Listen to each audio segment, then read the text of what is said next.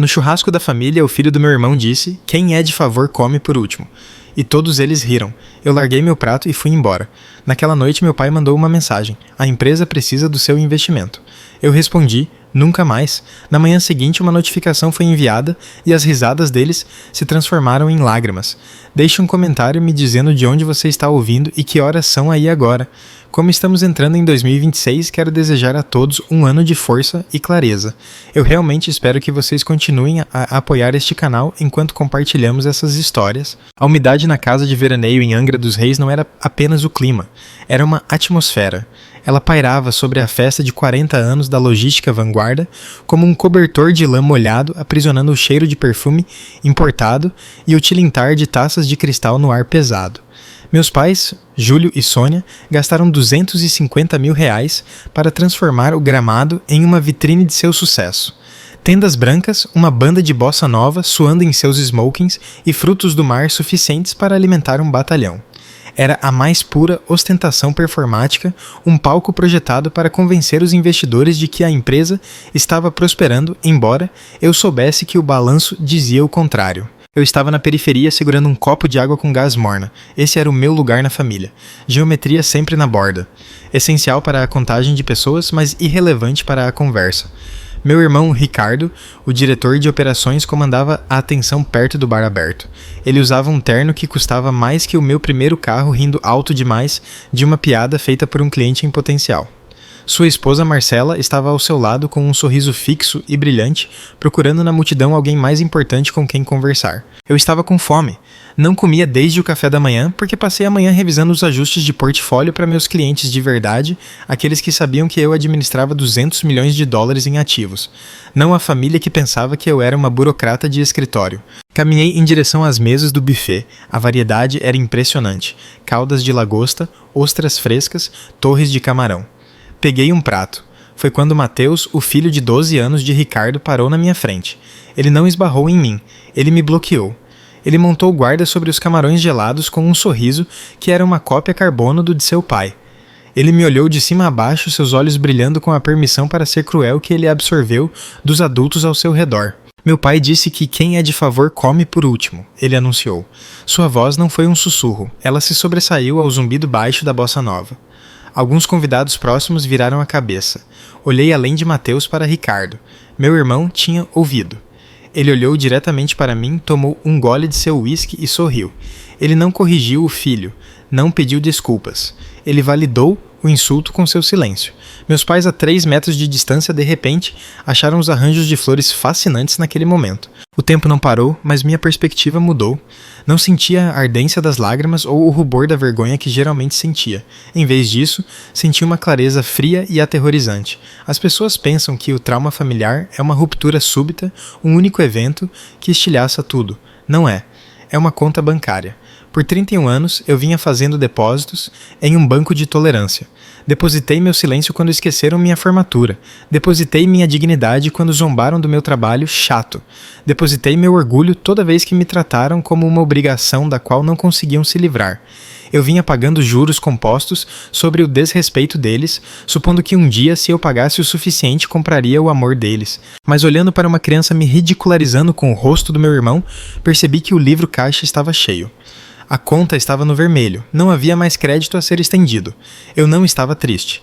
Eu estava simplesmente farta de fazer negócios com eles. Entendido? Eu disse, suavemente. Coloquei o prato vazio de volta na pilha, com um clique deliberado. Não olhei para Ricardo. Não olhei para meus pais. Virei-me e caminhei em direção ao portão lateral. "Laura, para de drama!" gritou Marcela, sua voz estridente. "Ele é só uma criança." Eu não respondi. Continuei andando. O cascalho estalou sob meus saltos, um som final satisfatório. Passei pelo valete, pelas fileiras de carros de luxo e entrei no meu sedã modesto. Sentei-me ali por um momento no silêncio, o ar-condicionado soprando contra o suor em meu pescoço. Chequei meu celular. Nenhuma chamada perdida, nenhuma mensagem perguntando se eu estava bem. Apenas o silêncio que eu sempre conheci. Engatei a marcha e fui embora. Eu não estava apenas deixando uma festa. Eu estava dirigindo em direção à maior transação da minha vida. O banco do trauma estava fechado e amanhã eu iria cobrar a dívida. Meu apartamento ficava a 40 minutos da casa de veraneio, mas poderia muito bem estar em outro planeta. Era uma cobertura na Faria Lima comprada à vista há 3 anos. O ar era fresco e filtrado, cheirando a verbena e silêncio. Não havia fotos de família nas paredes, apenas arte moderna e o horizonte da cidade brilhando através de janelas do chão ao teto. Este era o santuário que eu construí com o dinheiro que eles pensavam que eu não tinha fazendo o trabalho que eles pensavam que eu não podia fazer. Tirei os saltos e servi um copo de água à minha mão perfeitamente firme. Os sociólogos têm um termo para irmãos como eu. Eles nos chamam de filhos de vidro. Somos os que nascem saudáveis em famílias consumidas por uma criança doente, ou no meu caso, os que nascem competentes em uma família consumida por um filho de ouro. Não estamos quebrados, então não somos consertados. Não somos brilhantes, então não somos exibidos. Somos apenas vidro transparentes funcionais, olhados através para ver as coisas que realmente importam. Por 31 anos, meus pais olharam através de mim para admirar Ricardo. Ricardo que reprovou no exame da OAB 2 vezes. Ricardo que precisava de um título de diretor de operações para se sentir importante. Eles o poliram até ele brilhar, nunca percebendo que eu era a integridade estrutural que sustentava a vitrine. Eles pensavam que eu era uma assistente de portfólio ou uma escriturária, uma burocrata chata que equilibrava talões de cheque. A verdade é que eu era uma gerente sênior de portfólio para uma empresa de gestão de patrimônio. Eu não equilibrava talões de cheque. Eu reestruturava fortunas. Eu não gerenciava milhares. Eu gerenciava centenas de milhões. Meu patrimônio líquido pessoal era superior a 20 milhões de dólares acumulado através de negociações agressivas e de alto risco nos meus 20 anos. Mas a maior e pior negociação da minha vida havia sido a logística vanguarda. Sentei-me à minha mesa, o mogno frio sob meus dedos. Abri meu laptop, a tela brilhou iluminando o rosto da mulher que eles não conheciam. 5 anos atrás, a logística vanguarda estava tecnicamente falida. Meu pai Júlio havia superalavancado a frota para comprar uma sede chamativa no centro da cidade para Ricardo. Os bancos haviam cobrado os empréstimos. Eles estavam a dias da liquidação. Lembro-me do jantar em que meu pai chorou em seu uísque apavorado com a vergonha pública. Eu não podia vê-los cair. Eu era a filha de vidro. Minha função era manter as coisas unidas. Então criei uma empresa de fachada, a Capital Férrea Investimentos, através de um advogado. Abordei-os como um investidor anjo anônimo. Injetei 1 milhões de dólares do meu próprio dinheiro na empresa. Paguei a dívida tóxica. Modernizei a frota. Eu os salvei. Em troca, a Capital Férrea ficou com 37% do capital e um assento silencioso no conselho. Eles nunca perguntaram quem estava por trás da cortina, estavam ocupados demais, celebrando sua genialidade empresarial por garantir o financiamento. Pegaram o dinheiro, deram um tapinha nas próprias costas e voltaram a me tratar como um móvel. Olhei para o relógio digital. 21h30. Meu celular vibrou. Era uma mensagem de Júlio. Laura, precisamos conversar amanhã. A expansão da frota está acima do orçamento. Talvez precisemos de um pequeno empréstimo pessoal para cobrir o buraco até o próximo trimestre. Família ajuda família. Fiquei olhando para a tela. Um empréstimo ponte além dos 5 milhões que eles não sabiam que eu já havia dado. Eles não queriam uma filha, queriam um provedor de liquidez. Eu não respondi. Abri meu cliente de e-mail seguro e redigi uma nova mensagem para o Dr. David, meu advogado e o rosto da Capital Férrea. Assunto logística vanguarda, evento de liquidez. Dr. David Com, efeito imediato. A Capital Férrea está exercendo sua opção sob a seção 4, parágrafo B, do Acordo de Acionistas. Estamos solicitando formalmente uma compra total de nossa participação de 37% pelo valor justo de mercado atual. Se eles não puderem fornecer a liquidez em 30 dias, inicie a cláusula de venda forçada. Não há espaço para negociação. Prossiga. Cliquei em enviar. O som do e-mail saindo da minha caixa de saída foi o mais silencioso na sala, mas eu sabia que aterrissaria como uma bomba. A filha de vidro não era mais invisível, eu tinha acabado de me tornar o problema mais visível em suas vidas. Na manhã seguinte, a notificação da Capital Férrea chegou à caixa de entrada do meu pai exatamente às 9. Dr. David não perdeu tempo. A carta era uma obra-prima de brevidade corporativa. Dizia simplesmente que o acionista minoritário estava exercendo seus direitos de liquidez. A logística vanguarda tinha 30 dias para levantar 13,7 milhões de dólares em dinheiro para comprar a participação, ou a empresa inteira seria colocada à venda para o maior lance. Eu estava no meu escritório revisando uma fusão para um cliente de tecnologia quando meu telefone começou a vibrar. Eu não atendi, deixei-o vibrar contra a mesa de Mogno um lembrete rítmico de que o caos havia começado. Ao meio-dia liguei para o Dr. David. É o pandemônio, disse ele, sua voz calma e profissional. Seu pai me ligou 5 vezes na última hora. Ele está alegando que isso é um ato hostil. Exigindo saber quem é o investidor, eu disse a ele que o investidor prefere permanecer anônimo conforme o acordo original. Também eu lembrei de que o contrato que ele assinou há 5 anos, aquele que ele não leu com atenção porque estava muito ocupado comemorando a entrada de caixa, é blindado. Girei minha cadeira para olhar a cidade. Eles têm o dinheiro. Nem perto, a liquidez deles está toda amarrada nos projetos de vaidade do Ricardo. Eles tentaram acionar a linha de crédito no banco há 1 hora, o banco congelou tudo. Aparentemente, o boato de uma venda forçada deixa os credores nervosos. Desliguei. A armadilha estava montada, eles estavam encurralados, e como qualquer animal encurralado, eles atacaram o alvo mais próximo disponível. Às 14 meu pai me ligou, desta vez eu atendi. Laura, disse ele, sua voz tensa vibrando com um estresse que ele tentava desesperadamente esconder. Temos uma situação na empresa. Um pequeno problema administrativo com um investidor. Um pequeno problema administrativo. Ele estava prestes a perder tudo e ainda estava tentando controlar a narrativa. Estou ocupada, pai. O que você precisa? Precisamos de um empréstimo ponte, disse ele. Apenas a curto prazo. O investidor está sendo difícil e precisamos mostrar alguma liquidez ao banco para que eles recuem. Precisamos de $500 mil hoje. A audácia da Talassa era de tirar o fôlego. Ele estava me pedindo dinheiro para lutar contra mim. Ele queria usar meu próprio capital para me impedir de resgatar minha própria participação. Não posso fazer isso, pai. Eu disse minha voz neutra. Como assim não pode? Você tem aquele emprego na cidade, você tem economias. Estamos falando do legado da família Laura. Ricardo está desesperado. Se não resolvermos isso, o futuro dos filhos dele está em risco. Aí estava, os filhos de Ricardo, Mateus, o menino que guardava o coquetel de camarão, o legado do desrespeito. Eu não tenho $500 mil para te emprestar, menti, e mesmo que tivesse, não emprestaria para um navio afundando. Navio afundando, sua voz subiu a máscara escorregando. Como ousa nós construímos isso? Nós te demos tudo, você está sendo incrivelmente egoísta, Laura. A família se une durante uma crise, não abandonamos uns aos outros. Vocês me abandonaram há muito tempo, pai. Eu disse. Só não perceberam porque eu ainda era útil. Desliguei. 10 minutos depois, uma notificação apareceu no meu feed de mídia social. Era Marcela, minha cunhada. Uma foto dela e de Ricardo parecendo estressados, mas corajosos. Com uma legenda que dizia: tempos difíceis revelam a verdadeira lealdade. Triste quando pessoas com quem você achava que podia contar esquecem de onde vieram. Família em primeiro lugar, a gente é falsa. Não senti raiva, não senti vontade de comentar ou me defender. Apenas senti uma fria sensação de validação. Eles não estavam refletindo sobre seus erros. Estavam dobrando a aposta em seu direito adquirido. Eles realmente acreditavam que meu papel nesta terra era subsidiar sua arrogância. Eles não tinham ideia de que a pessoa falsa que estavam insultando era a única pessoa que poderia salvá-los. E ela tinha acabado de decidir deixá-los afogar. O relógio de 30 dias estava correndo e eu era quem segurava o cronômetro. Os 30 dias passaram em um borrão de desespero crescente. Meu pai me ligou 7 vezes, Ricardo apareceu no meu prédio 2 vezes, mas o porteiro o barrou. Eu observei da minha varanda enquanto ele gritava ao telefone, andando pela calçada como um tigre enjaulado. Imaginei-o calculando o custo de seus ternos versus o custo de sua hipoteca, percebendo pela primeira vez que a matemática não fechava sem o cartão de crédito da empresa. Finalmente o prazo chegou. Eles não conseguiram levantar o capital. A cláusula de venda forçada foi acionada, a Capital Férrea agiu rapidamente. Executaram a venda da Logística Vanguarda para uma empresa de private equity, um grupo implacável conhecido por liquidar ativos e maximizar a eficiência. O negócio estava feito, os papéis foram assinados, minha participação de 37% foi liquidada por $12,9 milhões, mas havia um último detalhe. A reunião de encerramento foi marcada para as 10 horas na sede da Capital Férrea, no 402º andar. Minha família foi convocada para entregar as chaves do reino.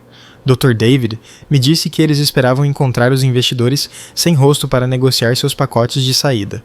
Eles pensavam que estavam entrando em uma transferência corporativa padrão. Eles estavam errados. Cheguei às 9h50. Eu usava um terninho preto, feito sob medida, meu cabelo preso em um coque severo. Eu parecia exatamente o tubarão que me tornei. A recepcionista, que sabia exatamente quem eu era, assentiu e me deixou entrar. Entrei na sala de reuniões. Minha família já estava lá, amontoada na extremidade da longa mesa de mogno. Júlio parecia pálido, seus ombros caídos. Ricardo estava com o rosto vermelho discutindo em um sussurro com Marcela. Sônia olhava pela janela parecendo perdida. Quando a porta se fechou atrás de mim, todos eles olharam para cima. Laura? Perguntou Ricardo, sua voz uma mistura de confusão e irritação. O que você está fazendo aqui? Esta é uma reunião privada. Você não pode estar aqui. Na verdade, eu disse minha voz cortando a sala como um bisturi. Eu sou a única que precisa estar aqui.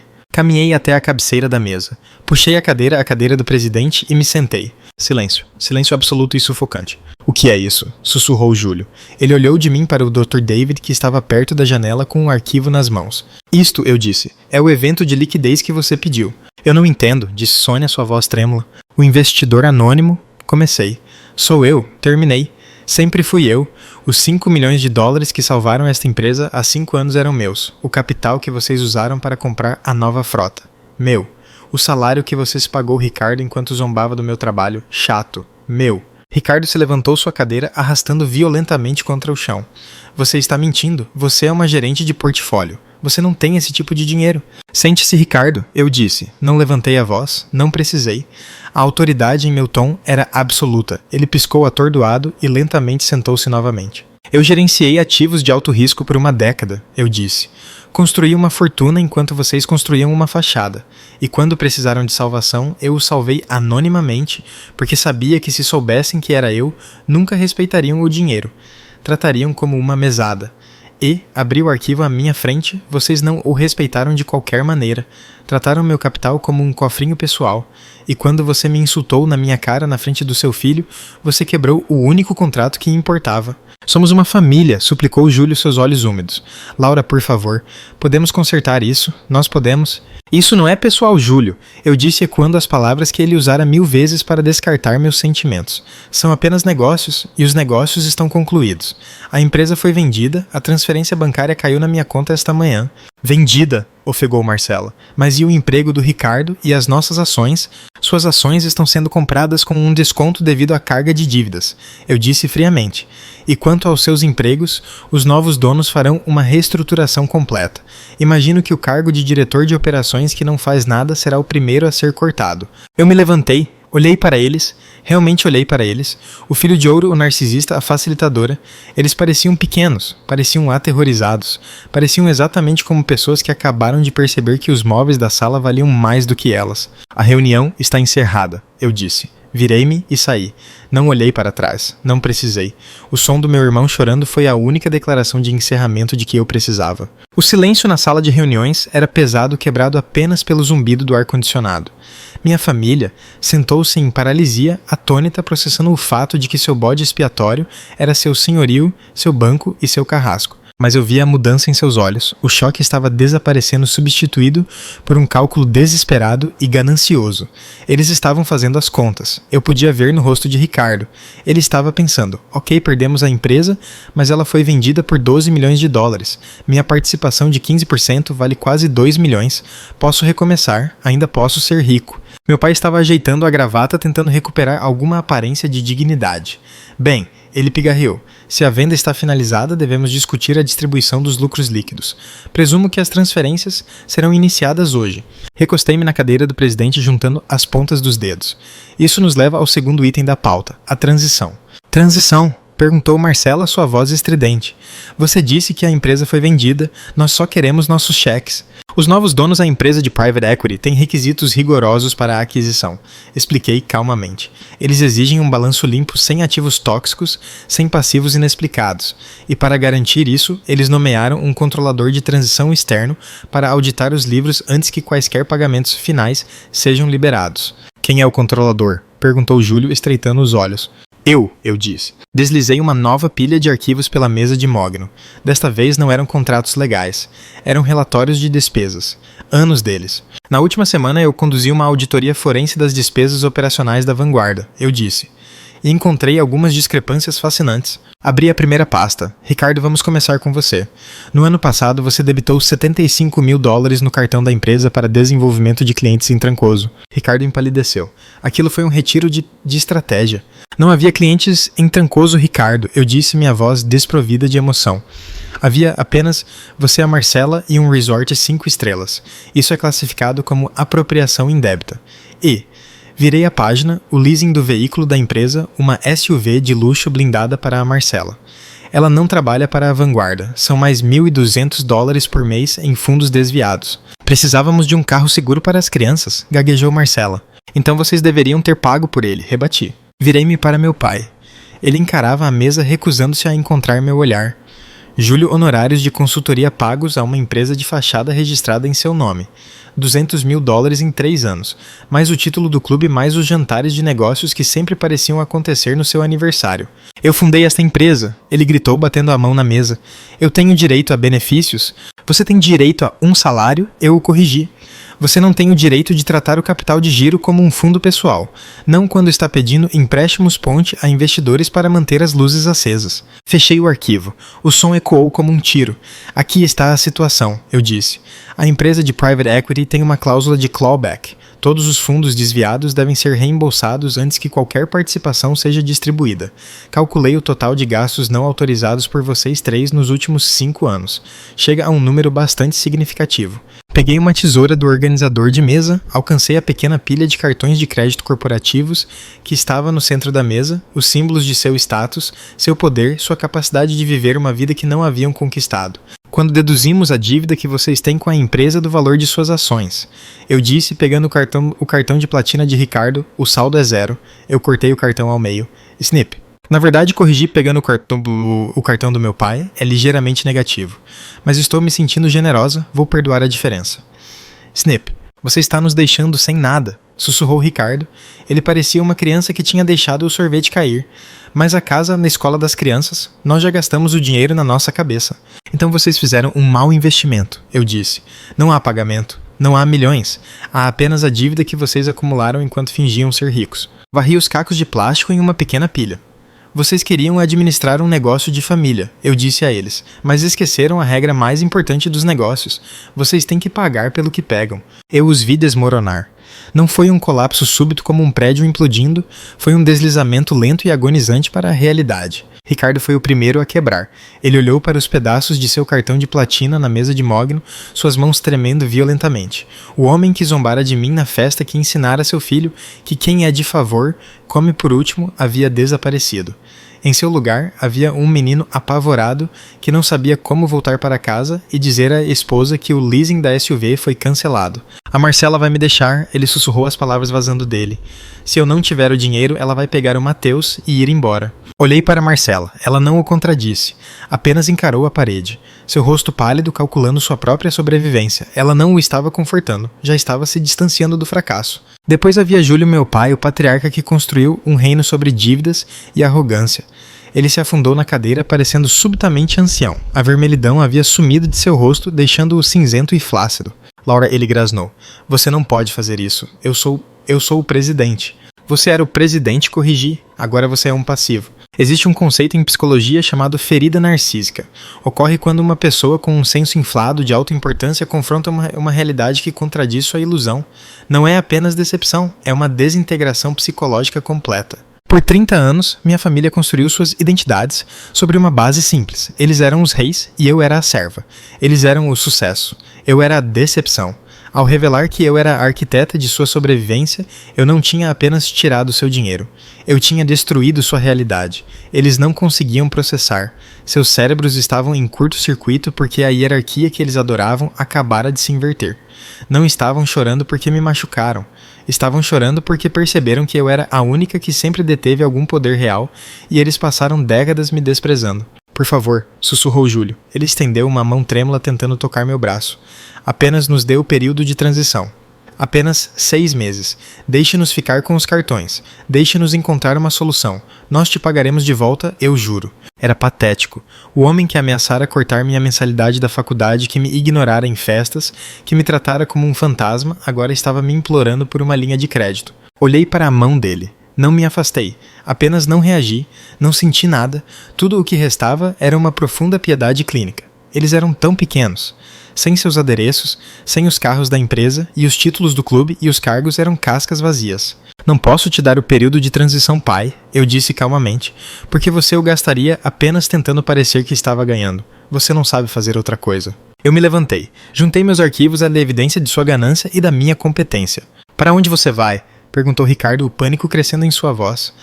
Laura, espere. O que nós fazemos? Vocês se viram, eu disse. Caminhei até a porta.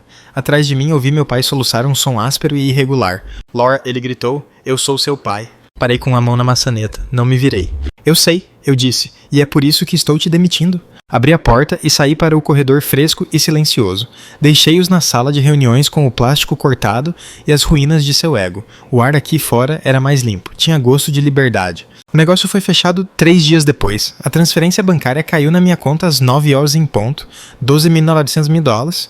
Era um número impressionante o suficiente para comprar uma frota de iates ou uma ilha particular.